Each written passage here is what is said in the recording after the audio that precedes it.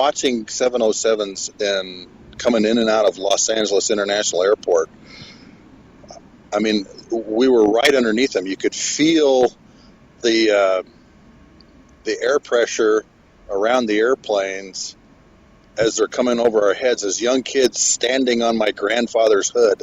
And since we're close to the beach and it's very moist air, they would often have the long ribbons of vortexes coming off the wingtips and off the flaps. I mean, it made for some incredible memories as a young kid watching all of this. And I wanted to fly 707s. I dreamed of being able to have my own 707 that I could fly, you know.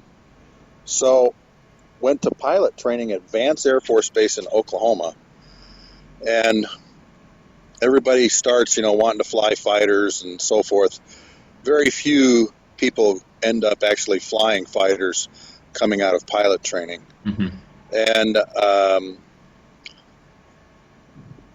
I got KC-135s. Our drop was about 25 KC-135s to my class. So I ended up going to Pease Air Force Base flying KC-135s. Now, as a funny note, recently I was in England, as you know. We tried to get hooked up while I was there. It didn't work out. And we flew home on a KC-135. Space available, and the bus pulled up to the KC-135, and I started laughing. Okay, of course, everybody on the bus, you know, what's wrong with this guy? All of a sudden, he's lost his mind. The tail number was 8874. 22 years ago, I was stationed in Okinawa, Japan, with the 909th Air Refueling Squadron. 8874 was not only one of the Young Tiger Squadron's airplanes, it was my airplane. It had my name on it. So my wife, my 14-year-old son, and I flew home on tail number 8874 that used to be my jet. That's back to Tampa, Florida. That's really cool, isn't it? Cool. I took the opportunity to go through the aircraft forms. 8874 is 53 years old. It has 24,433 hours on the airframe and 6,000 landings in 53 years. Okay, that's something. That says a lot about this old airplane. You know, everybody always says if it's Boeing, we're going. And look at how long we have been flying this airplane behind me. 53 years. Amazing airplane, and it'll probably fly for another 20 years. Who knows? It may even refuel the KC-10 as the Gucci bird goes to the boneyard. Who knows? Yeah, that'll be something, wouldn't it? Yeah, but Curtis LeMay bought 732 of these airframes behind me, and they became literally the backbone of the air refueling world. I have refueled British airplanes, German airplanes, Italian airplanes, obviously Navy and Marine Corps airplanes, and it's been the air refueling workhorse for 5 decades and will continue to be so. I went to Vance Air Force Base in Enid, Oklahoma. Vance Air Force Base in Oklahoma is about as flat as any terrain you'll ever see. You can stand on a tuna can and see Chicago from Oklahoma. It is so flat, okay? Started out in T-37s, the old Tweet, and then into T-38s. We call it the White Rocket. It was a wonderful airplane to fly, okay?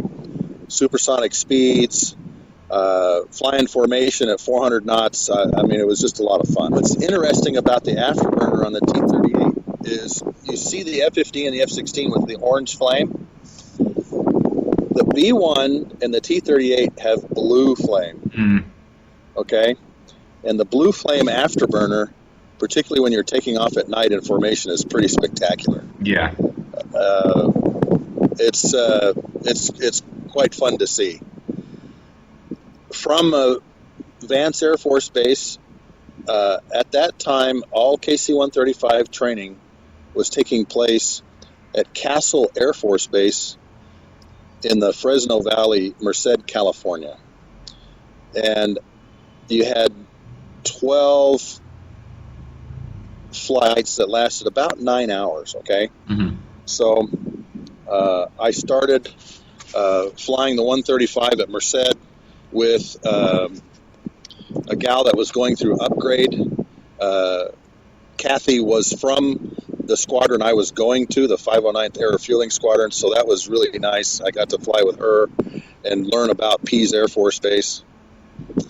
And most of the training missions, you take off out of Castle Air Force Base, and we would head north to an AR track called 7 Alpha Bravo. Mm-hmm. 7 Alpha went north from Mendocino, California to Portland, and then you would turn west out over the ocean, and Bravo would come down the California coast. It was really a picturesque place to do training, okay? We normally refueled B-52s, which were going through training also at the same base. That's also where the Combat Crew Training Squadron was for the B-52. Sorry about that. Noisy airplanes behind me. We all love airplanes, so it's nice. Yeah. And then we would do what's called a navigation leg. And this was before we had GPS. So we actually, the navigator would do a navigation leg based on the sun or stars. Just like Magellan used to navigate around. And that was the way a lot of KC-135s in the early years navigated to various locations. Crews would fly from the States to Guam and fly in the Vietnam War, and they would navigate to Guam from the West Coast. Wow.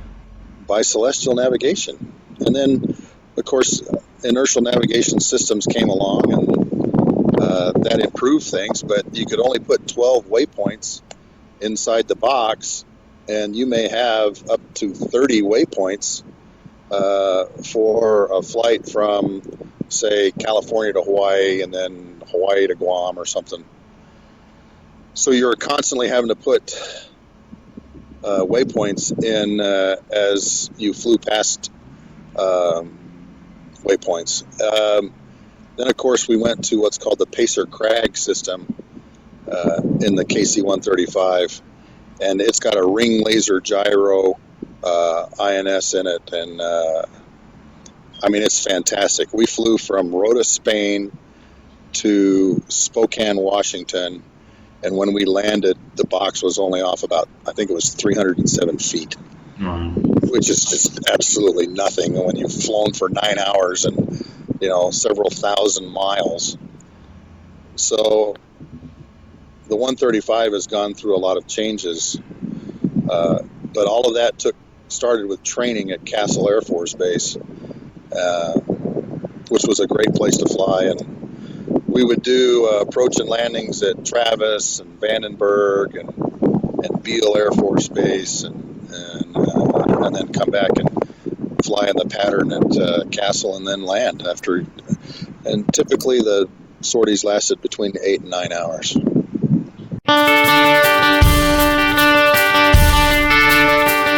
I'm going to use Operation Iraqi Freedom as the model, okay? Average sortie duration during Iraqi Freedom during the Shock and Awe campaign was 5.5 hours, 5.5, okay? We would take off out of Prince Sultan Air Base, where we had 38 tankers on the ramp, KC-135s. We also had 12 KC-10s and 10 VC-10s on the ramp at Prince Sultan during the Shock and Awe campaign. we would fly north on a virtual highway system that we created to move airplanes in and out of the air refueling areas, okay? And those areas were very fluid and would change as the war would change. So you would fly into one of these air refueling boxes, and the box was 70 miles long by 30 miles wide, which allowed us to refuel all the fighters, but particularly the B-1, because as the B-1 gets heavier, you have to decrease bank angle, otherwise it has to go into afterburner, which kind of negates the air refueling. So, and typically you would be in the box for anywhere between 2 to almost 3 hours. The typical offload was in the 80 to 90,000 pound range. To give you an idea, an F-15E burns about 12,000 pounds an hour with a full bomb load, and they would take 15,000 pounds each time they came up. So that's 60,000 pounds amongst the 4 Strike Eagles alone. Sometimes you would refuel like the AWACS, okay, Luger, or the British AWACS, which was covering Western Iraq, and its call sign was Bondo. Not to diminish the American AWACS contributions to the war, but your Bondo guys were really good. Okay, the RAF guys flying your, I think it's E3Ds, were very good at what they did. And one night, I was the chief of the air refueling control team, managing all air refueling in theater.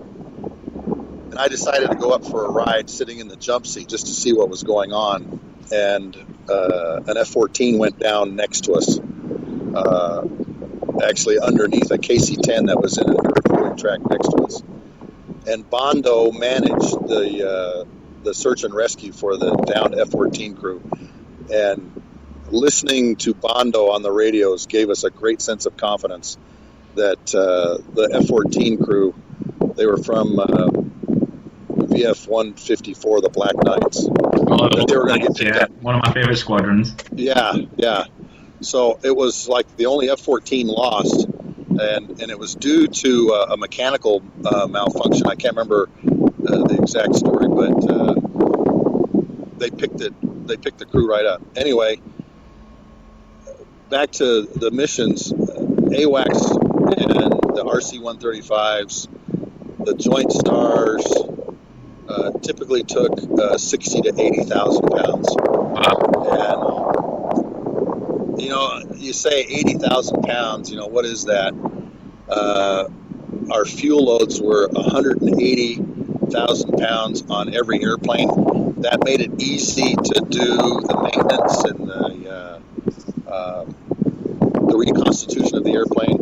So theater-wide, we put 180,000 pounds on the airplane. And that gave us, like I said, between 80 to 90,000 pound offloads. So the typical mission, again, you're in this air refueling. We call it an anchor. It's actually inside of a box.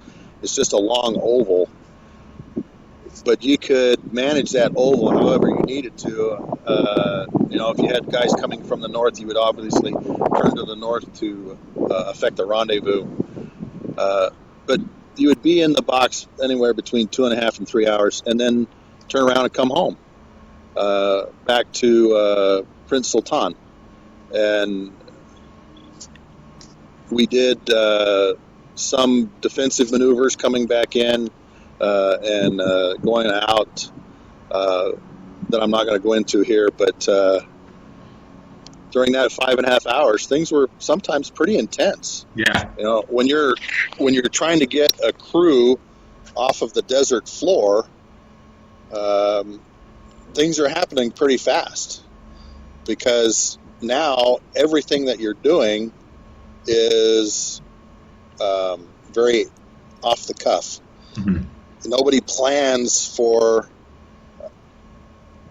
a downed aircrew situation, and when it happens, you have to use assets that are already in the air, which makes the air refueling mission much more complex, Mhm. because now you're having to refuel F-16s, F-15Es. You have to make sure the helicopters are getting up there.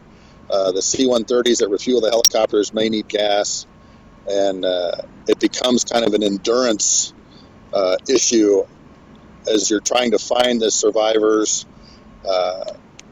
You're burning a lot of gas, like I said, about 12,000 pounds an hour Mhm. in the Strike Eagle times 4, and about 3,500 pounds an hour in the F-16s times 4. You can see how this adds up. Mhm. So you may end up offloading 150 to 200,000 pounds over the space of an hour, looking for and trying to pick up the downed aircrew. And that's the search and rescue mission, Mike, is by far one of the most complex missions we do, because everything is off the cuff. Everything is ad hoc. You are having to completely change your plans and your air refueling plan based on trying to rescue the downed aircrew. Mhm. So that was only the really big change that would happen to the 5.5 hours average sortie duration I'm talking about. Mhm. Most of the time, air refueling's pretty boring, really. You know, you come up, go up into the box, put the boom down, refuel 6 to 10 fighters, and you turn around and go home. Yeah. And you're done. So, but every once in a while, you have some new wrinkles that you have to deal with, and there are some changes that happen in the air based on how fluid the battle situation is. Mhm. And an example from Afghanistan during Operation Anaconda, a KC-10 stayed airborne for 15 hours and offloaded, I think it was 180,000 pounds of gas. That's nothing to be sniffed at, is it? No, you know, and if you think about 180,000 pounds, almost 200,000 pounds of gas, that's how much a KC-135 takes off with. Mhm. And they got mid-mission refueled, or we call it consolidating, several times, because a KC-10 had broken on its way down, had to turn around and come back, and the battle was not going well. As anybody that's read about Anaconda knows, the first couple days it was terrible. And so this KC-10 out of Al Dhafra stayed up for 15 hours. That's unusual, okay? That is something that happened simply because of a very sad situation on a battlefield.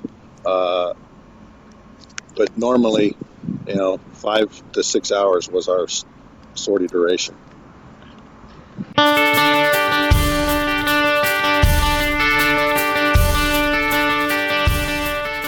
The KC-135 cockpit has gone through a number of avionics modifications. And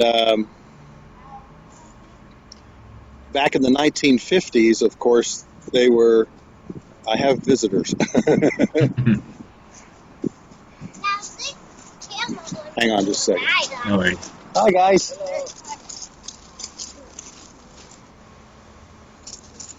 Obviously, in the 1950s, we were using, you know, old tube technology. When I first started in the aircraft, we had what was called the FD-109, and then I left the airplane with the Pacer Crag and ring laser gyros and MFDs. But as you come up the crew entry ladder, the first thing you're going to face is actually the boom's chair. And he sits right behind the crew entry hole, so to speak, and he has behind him a lot of circuit breakers on a very large panel. As you turn to your left, you have the old navigator's table. The navigator had all of the radar systems, communication systems, navigation systems, and a very large desk that he did his work on, because obviously we would spread very large charts out on his desk as we were navigating, across the Atlantic or across the Pacific or across the United States. So he had a radar panel that adjusted the radar tilt, the gain, and all those things. Then he had a compass system that he used, and a radar repeater in front of him. And this is the old APN 59 type radar. Oddly enough, we shared the same radar system with the C-130s. Oh, really? Yeah, we did. Oh, okay, I didn't know that. Yeah, I didn't know that either until my radar broke and we landed at Yokota. And my crew chief told me, he goes, "Oh, this is a perfect place to get this fixed because we share the same radar system as the 130s, which are based at Yokota." Huh? So for all you aviators out there, it helps to know your systems, and it helps to know what other airplanes are flying your systems in case of malfunction or so forth. Moving up to the front seat, we've got obviously the co-pilot and the pilot sitting side by side, and there's a long pedestal that runs between us.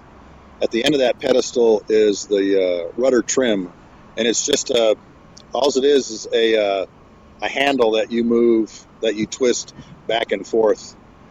The throttles are on that pedestal, and then at the head of it is the fuel panel. Mm-hmm.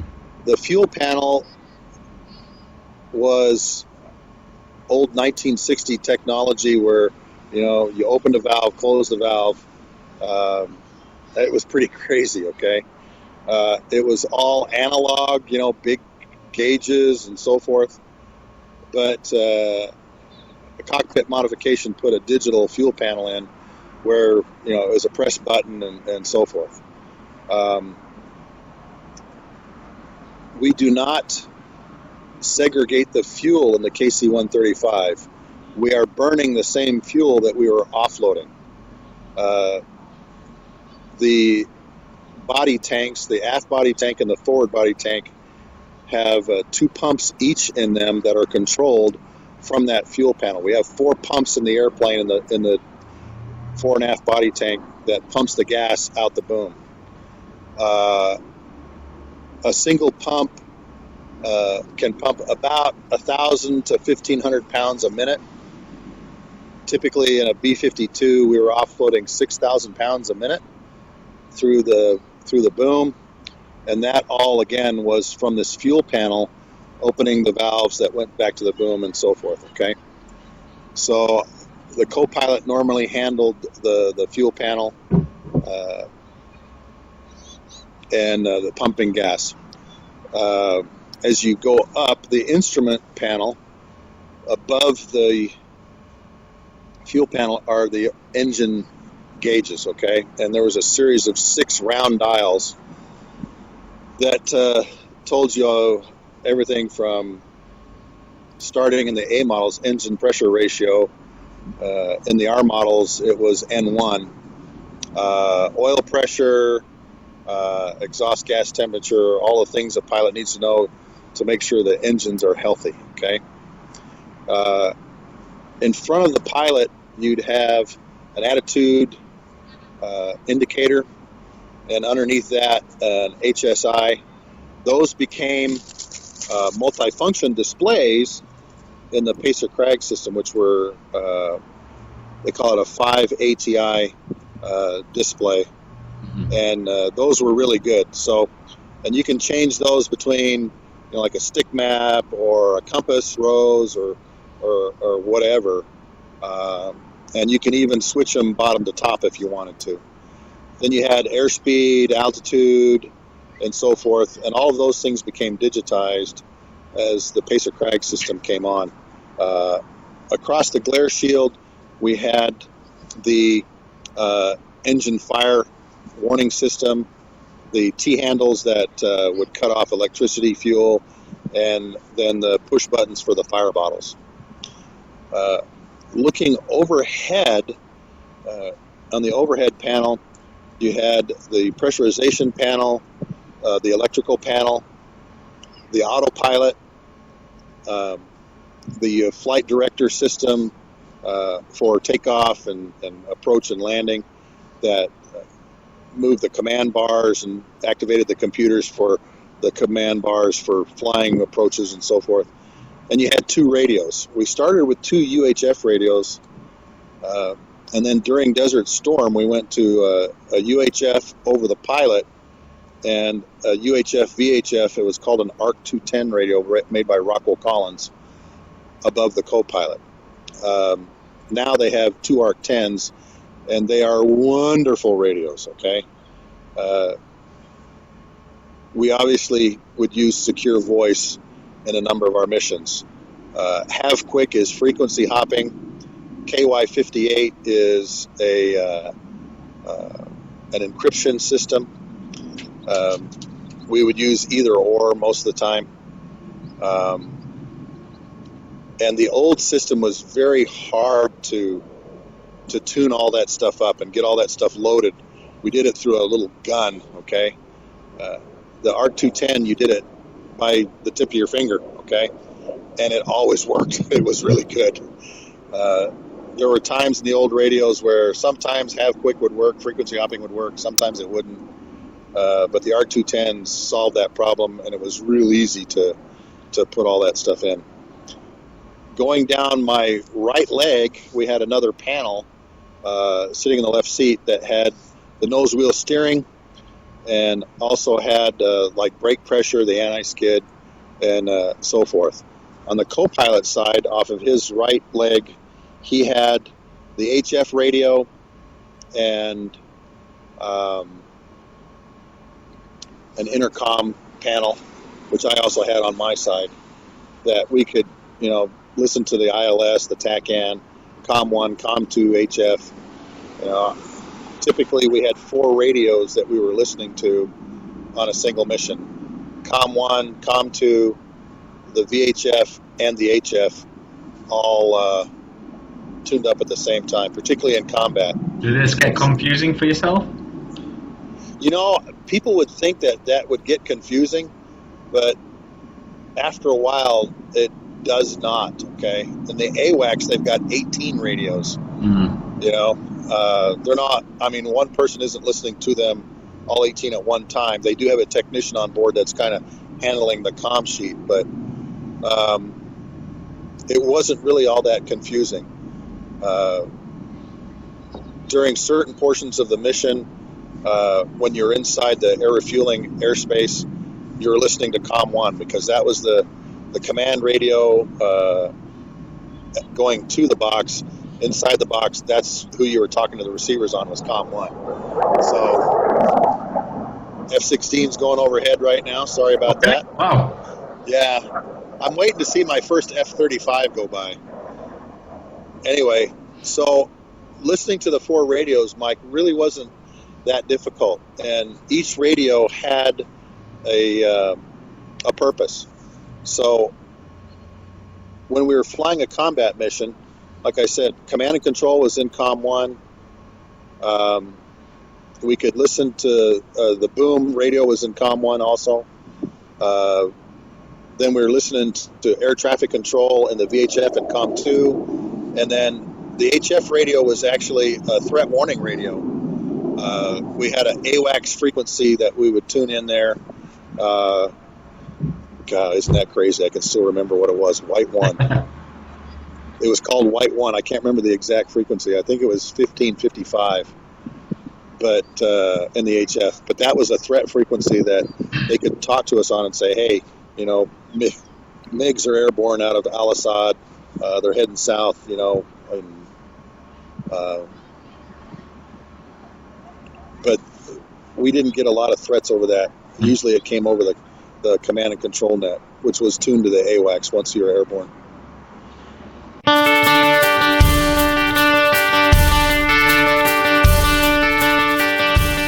Let me just give you kind of a rundown of each airplane, okay? The fighters were actually pretty easy. Being as maneuverable as they are, they would come right underneath you. They'd stick right there and just stay there, okay? I think the most difficult airplanes to refuel were the big, heavy cargo planes, okay? Now, many of your listeners won't know this, but a C-5 can actually drive the tanker from the boom. Oh, didn't know. Okay? And here's why, okay? The boom acts like a rudder, okay? And because it's a big piece of metal sticking out there. A C-5 could actually move to the side, and it would cause the boom to move to the side and act like a rudder and make us turn, okay? The other reason the C-5 and to some extent the C-17 are difficult is because they're so large. The other airplane that has a big bow wave is the NAOC, the National Airborne Operations Center, the E-4, because the bow wave in front of them is so huge, it actually causes our tail to lift up as that wave comes underneath our airplane, which makes the airplanes come together, okay, because it tips our nose down so we descend into them, okay? So you really had to kind of watch what you were doing. I mean, the autopilot took care of all that, and you watch the trim wheel move to make sure that it was trimming, and you should see about 2 complete turns every 10 feet as they got closer to us. The pre-contact position is 50 feet from the end of the nozzle, okay? And as they would move up, the trim wheel would compensate for that bow wave. Now, we had to be able to do this autopilot off. And it was a training item for us, okay? And during training missions, we'd refuel the C-5 off the coast of California, and you would put in like 2 fairly long inputs of trim every 10 feet, and the boom operator would call, he's at 50 feet, he's at 40 feet, he's at 30 feet, he's at 20 feet, he's at 10 feet, contact. And by doing that, you knew at every 10-foot interval, you would go bzzz, bzzz, with the trim in order to keep that bow wave from affecting your airplane. So it wasn't so much difficult as it was you just had to pay attention to what you were doing and making sure that these big airplanes that had these big bow waves, the trim was keeping up with it, because it would cause the airplanes to collapse on each other in a potential midair, right? Other airplanes, the B-52, really didn't affect us that much, and you have to remember those bigger airplanes were taking quite large offloads, 80 to 100,000 pounds. My largest offload was to a B-52 overhead Guam. It had left California and was flying nonstop to Darwin, Australia. And it got 100,000 pounds over Hawaii, and we took off, flew northeast of Guam for about a half hour, and rendezvoused with the B-52 and immediately started pumping gas into him, because 103,000 pounds takes about 22 minutes to offload it into him, okay? Again, 6,000 pounds a minute, times 103,000. It's 103,600 pounds, as a matter of fact. Now, for your listeners to understand, let me break down that math for you, okay? 103,000 pounds of gas is 16,444 gallons of gas. Mm-hmm. That amount of gas, a family burns approximately 1,100 gallons of gas a year. Okay, so that would allow you to basically drive your car, one offload, drive your car for over 15 years, almost 16 years. Okay, on one offload out of a KC-135. You can't even think about what that actually means, really. I know. So let me expand that number a little bit more for your listeners, okay, Mike? During the shock and awe campaign, in 21 days, we offloaded 423,233,000 pounds of gas, okay? I got a phone call from a major in the Pentagon. This is a good anecdote for the kind of phone calls we get during war that are so irrelevant, you can't even believe you get them. And this major needed to put how much gas tankers, like this one behind me, had offloaded during the war. And I said, I really don't have time for this. I'm running an air campaign. Bye. Click. Okay? I was pretty rude to the major. About 10 minutes later, he called back. He says, Colonel, I really need this number. My general really wants to know. And I gave him a rather rude answer again. My general's not your general. I'm running an air campaign. Thank you. Bye. All right. And hung up on him again. Okay. Well, this young major was very persistent. He called a third time. Okay. So he wore me down. All right. I had sympathy on the major. I said, look, give me 20 to 30 minutes because I'm dealing with something right now. It was the 1st of April, and if you go back and look at the history of the shock and awe campaign, a lot of things are happening on the 1st of April. We had another strike on Saddam and so forth, so we were really busy, okay? I tried to figure out a way that I could make people understand what 423 million pounds is. General Mosley, the Combined Forces Air Component Commander, had just bought a brand new Ford F-150 truck. We looked up on the internet what its gas mileage was and did some math. 423 million pounds of gas would allow General Mosley to make 1,082 round trips to the moon or 8 round trips to the sun in his F-150 truck. So that's what we gave to the major, okay? Now, 2 days later, General Mosley came up to my desk and said, what did you do to my truck? Apparently, they had put that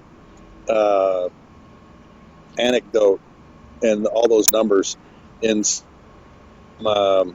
newspaper clippings. I guess he found out about it. So that was kind of funny, you know, telling him, yeah, we used your truck for this math thing. But when you talk about the amount of gas we're offloading, our biggest day was 17.5 million pounds. And that was 2 days before we went into Baghdad when we were doing what's called the kick-ass missions, where we were knocking down the Republican Guard really hard with close air support. Kick-ass stands for kill box interdiction / close air support, all right?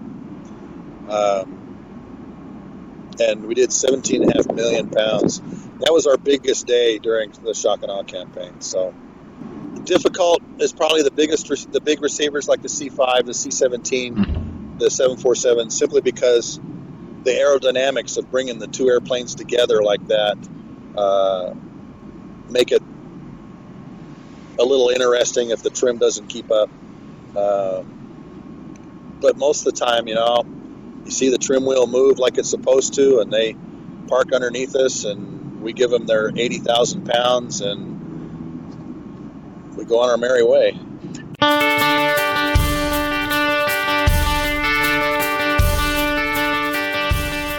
I recently have gotten in contact with,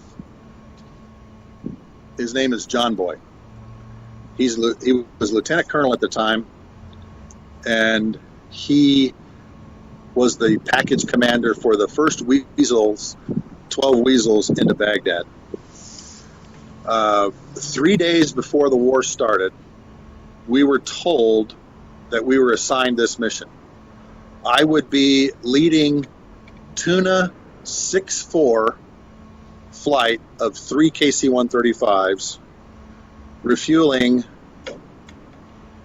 12 Weasels, 4 on each tanker. Their call signs were Coors, Lone Star, and Michelob flights. They are named after beer, all right? Whenever you heard a beer call sign in Desert Storm, you knew it was a Weasel. They also had 3 EF-111 jammers that were with them, and their call signs were Drill 7-1, 7-2, and 7-3. During a phone conversation with John Boy, we worked out all of the timing of his mission, and he told us that he had to be at a certain spot during refueling, and he had to pass over that spot, couldn't be 10 seconds early or 20 seconds late. And we assured him that we would do that. And we worked out some other issues, and 3 days later, we flew the mission. We took off out of Jeddah.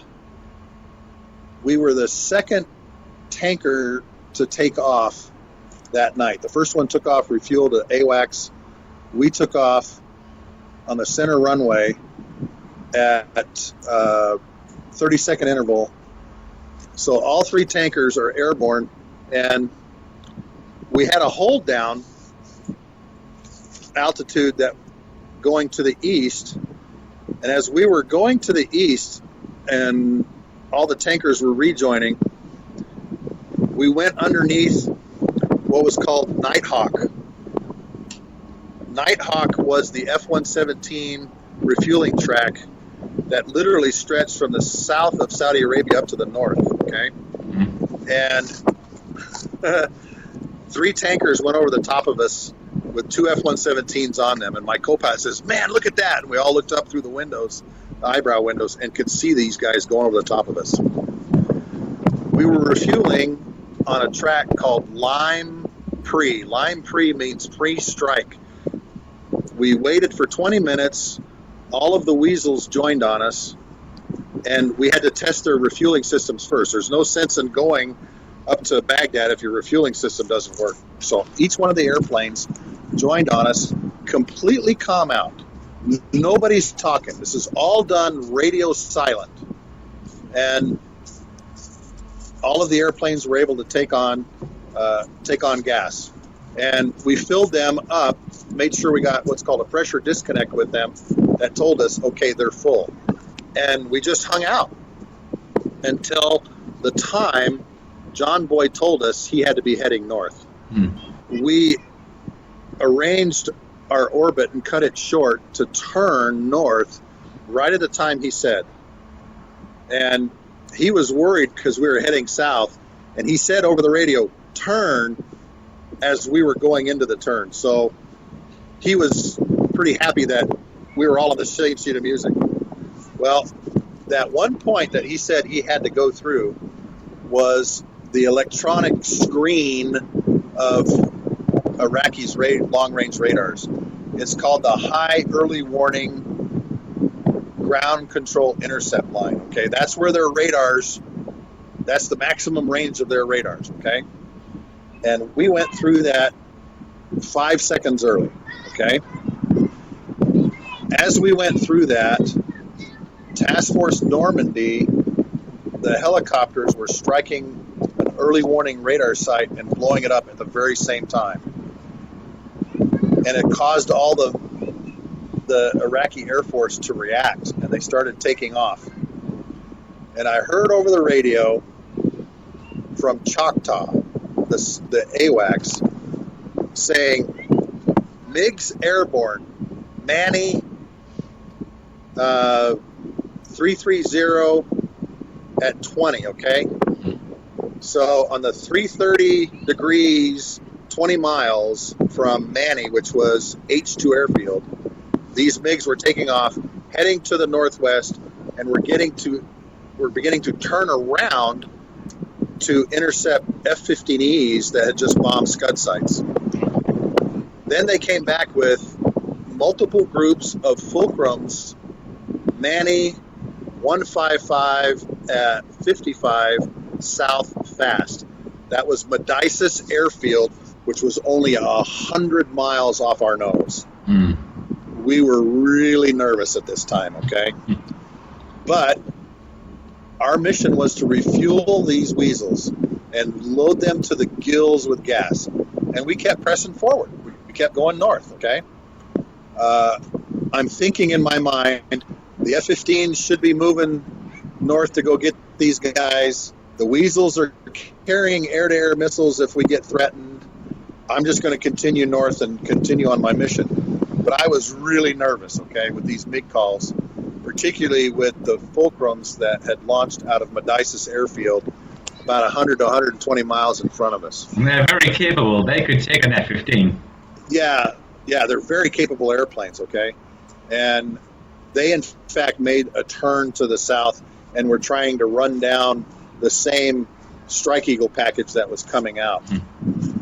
Now, there was another radio call saying that the Fulcrums are now turning south, coming south, and I heard one of the greatest radio calls I've ever heard in combat. Pennzoil check, 2, 3, 4. Xerox check, 2, 3, 4. Mobile check, 2, 3, 4. It was all 12 air-to-air F-15s checking on. And Cluzo is the guy's name who was the F-15 package commander that night, was the guy checking them all in, and then he says, push purple 1. And they all pushed to a discrete air-to-air frequency, talking to the AWACS, who is giving them vectors to all of these MiGs. They moved across, okay, but now they don't have a clear field of fire because all the F-15 Strike Eagles are coming out and everything, and now they're kind of having to sort through where everybody is. But they shot down like 4 or 5 MiGs really fast, okay? Wow, yeah. And we just kept moving north. I don't know that this air battle is going on. I know that the F-15s are now going north and doing their thing. And as we kept pushing farther north, what seemed like an eternity, but like I said, was probably only 7 or 8 minutes later, Choctaw came back and said, picture clear to the north, which meant all of the MiGs are dead, okay, or had been shot down, which is a good thing. And so there was a big hoot in my cockpit, you know, woohoo, they're all dead, you know. And we kept moving north, okay. Well, now the Iraqi forces have reacted, and things are starting to happen. But again, our mission is to keep refueling these weasels because they are the first wild weasel package into Baghdad, and they're going to take down all of the SAM sites in downtown Baghdad, all right? And, you know, people said, well, that takes a lot of courage, that takes a lot of guts, but it was our mission, and that was what we were there to do. So we kept moving north. Well, we got to the end air refueling point, and all of the weasels had not taken all their gas yet. So we kept heading north and kept going. We were in a block altitude 21,000 to 23,000 feet, and we just continued pumping gas. And John Boyd tells me that we actually went inside Iraqi airspace. I do not know. My navigator did not say if we had or not, but I figured when the weasels left my wings and started moving north that our mission was done. And sure enough, after a few, again, it seemed like hours, but probably was only minutes, John Boyd's Coors flight dropped off the wings, went below us, and passed out in front of us, okay? And I could see them against this cloud deck that was down low, okay? So you've got this cottony blanket out in front of us, and I could see all 4 of his weasels because they still had those slime lights on. And then the EF-111 joined on them, and he's a lighter gray color, and he disappeared over those clouds. And then my co-pilot says, here comes the other weasel flight. So now I know the second weasel flight is done. meaning the third one's probably done. It's time to turn around and beat feet for home.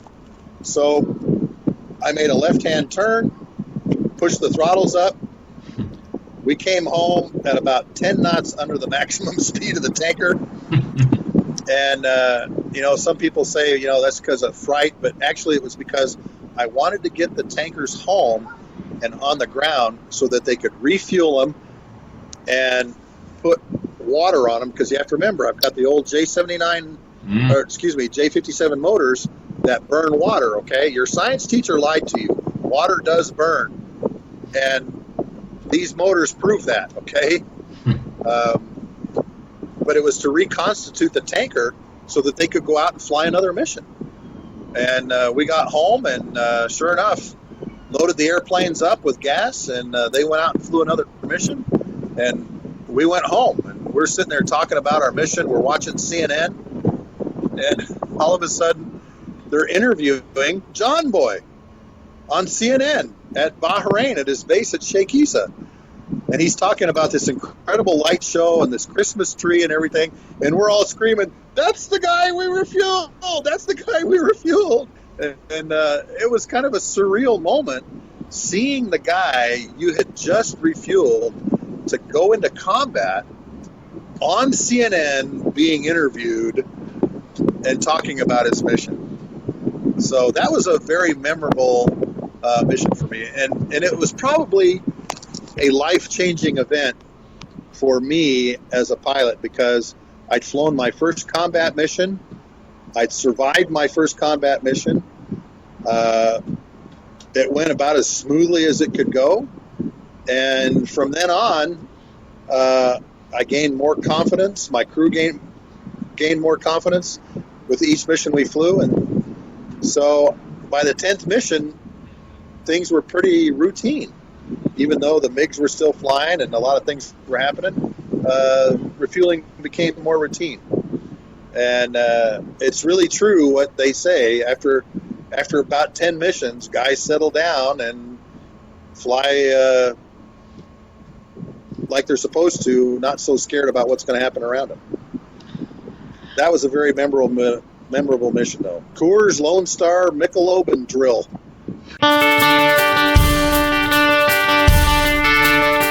In the book Pumping Gas, I show this is what it was like refueling in the Cold War. Here's what it was like in Desert Storm. Here's what it was like in Allied Force. And there is no book out there, and I've looked, and several of my friends have looked, that covers air refueling operations from the end of the Cold War through the hunt for Saddam and bin Laden. Mm-hmm. Which is the secondary name of the book, Air Refueling Operations from the Cold War to the Hunt for Saddam and bin Laden. Mm-hmm. And it really changed during that time period because we were so focused on Strategic Air Command's nuclear mission, and then we went to a strictly conventional type of mindset that the tanker community was not ready for. And I had never flown defensive maneuvers inside my airplane ever during Desert Storm. And the story that I tell on the first night of Desert Storm, where we know we have MiGs airborne, they're coming down at us, and I have never performed any defensive maneuvers in my airplane. They were restricted maneuvers in the airplane during training. And now I'm having to fly potentially defensive maneuvers at night over desert terrain on a moonless night. Looks like it's going to be about 370 pages with the pictures, and thinking somewhere around 160,000 words. And when it's coming out is something I'm working on right now, getting a publisher for that. So we're trying to get it out in the fall before the end of the year. Okay, I'm trying to get it published hardback, but there may be an interactive online portion of the book that your readers will be able to go to, because there are so many pictures. Yeah. Okay. And one gentleman who does publish books out in California told me that there may be 2 books here, one on air refueling and then another tabletop picture book. So we'll see what happens. That'll be great, yeah. And also, because I know our viewers and on the the Aircrew Interview community, they always want signed books. So will there be any signed editions available? I will even come to England and sign them. A book tour will be great.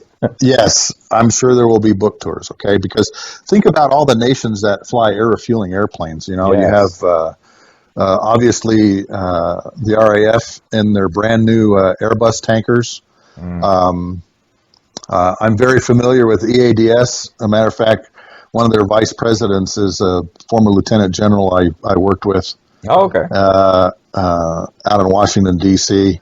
And even though this book covers KC-10 and KC-135 air refueling operations, the lessons learned in the book really are for any country that's flying tankers. Yeah. And I think there's, 18 countries that have big air refueling tankers now, and many of them are buying more.